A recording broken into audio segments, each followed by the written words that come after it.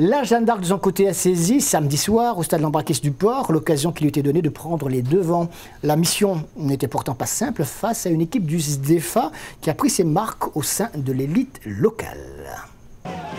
Un match qui a tenu toutes ses promesses avec une équipe de la Jeanne en mauve face aux blancs du SDEFA, les mauves de la Jeanne au grand complet, alors que du côté du SDEFA, il manquait au moins un des habituels titulaires, Kerbidi, mais il y a quand même des joueurs qui sont tout à fait capables, vous le savez, de tenir la baraque, surtout depuis le début de cette saison où les Dionysiens font feu de tout bois. Alors, un bon test, évidemment, face à une équipe de la Jeanne qui était en quête de revanche après sa surprenante défaite de la semaine dernière. Eh bien, on va voir si les Portois vont se ressaisir. Oui, ils se ressaisissent très rapidement, en tout cas, au cours des premières minutes avec sa première frappe, ce coup franc de Juvet. Ils mettent la pression sur l'équipe du SDEFA qui est obligée de se recroqueviller en défense. Regardez même ce contre défensif qui aurait pu faire mouche et tromper son propre gardien. Et finalement, sur ce côté droit, il y a un certain Dari, vous le savez, excellent joueur, rapide dribbleur, passeur, et c'est lui qui va donc trouver la faille dès la 8e minute pour cette passe pour qui? Eh bien, le buteur Briton. Briton qui, tranquillement, au milieu d'un paquet de joueurs, me direz-vous, c'est vrai, reprend cette balle, ce caviar, on dira, de Dari, qui est essentiel sur ce côté droit. On l'a vu jouer à plusieurs reprises, incontestablement.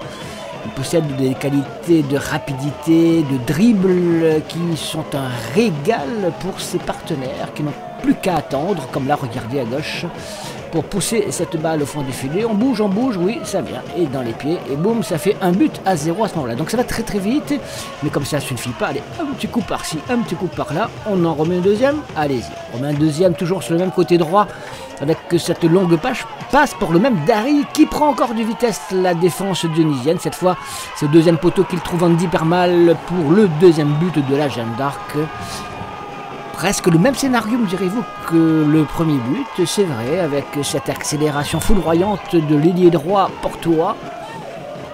Très vif, très adroit dans cette façon d'éviter ses partenaires, ses adversaires, et donc il y a sous les yeux de l'habituel maire, d'ailleurs on va remarquer plutôt quand il ne sera pas là, le maire du port, pour l'instant il tient ses joueurs, enfin en tout cas il les supporte totalement, et là vous l'avez vu, une occasion pour l'équipe du SDEFA de réduire le score, il n'en sera rien, ce qui veut dire que le SDEFA n'a pas fermé le jeu et a cherché quand même à réduire ce score. Eh bien 2-0 à la pause, il faut quand même pour les Dionysiens essayer de trouver la bonne carburation, ce qui ne sera pas possible car l'équipe de la Jeanne va continuer avec le même Dari sur le côté droit à mettre la pression sur cette équipe du SDEFA. Heureusement que Guillaume Lope est à la parade sur ce coup-là, mais ça va revenir cette fois du côté gauche pour un centre à bout portant. Et là, il n'y a pas de doute, il y a un doute parce qu'il y a un hors-jeu de Briton qui avait marqué son deuxième but. Donc ce n'est que partie remise, même si l'équipe du SDEFA, avec ce tir de Jérémy Anila, oblige le gardien de Grégory Posé à son tour à s'interposer.